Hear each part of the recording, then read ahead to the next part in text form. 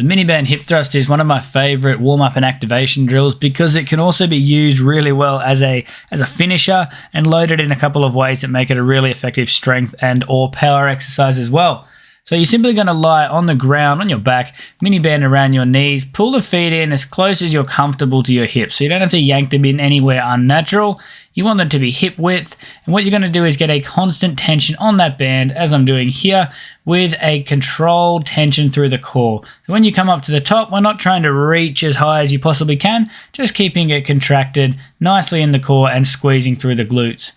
Now, Miniband Hip Thrust plus a bridge is a simple matter of doing X amount of reps, whatever is prescribed, plus a bridge after the last rep. So if you get prescribed something like 10 plus 10 seconds, it's going to mean 10 reps with a 10-second hold like this at the end. Again, you want to keep the core on, so there's a little bit of a dip in your hip. You're not extending through that lower back and getting any sort of arch in that lower back. Another great option for this exercise is doing it with the shoulders on a bench. If you're ever given something called Miniband Hip Thrust or just Hip Thrust and it doesn't dictate that you do it on the floor, you're more than likely meant to be doing it elevated up on a bench like so. Now it's the exact same idea. You want to keep some tension through the core. Notice here how I'm not dropping straight to the ground, keeping the core tension on and keeping the glute tension on by pushing out into that miniband the entire time.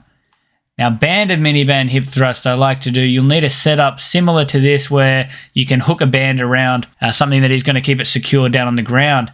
Now, what this does is it forces you to work through the entire range of motion here. So we're still keeping that controlled core on and we're not just dropping straight to the ground. But that first part of the movement initially is usually the hardest part. With that band on the top, that's where the band gets a bit tighter when you're at the top end of the range. So you're actually going to have to work hard to get up off the ground at all because of your body weight. And then you're going to have to work hard to push through that band at the top end of the range.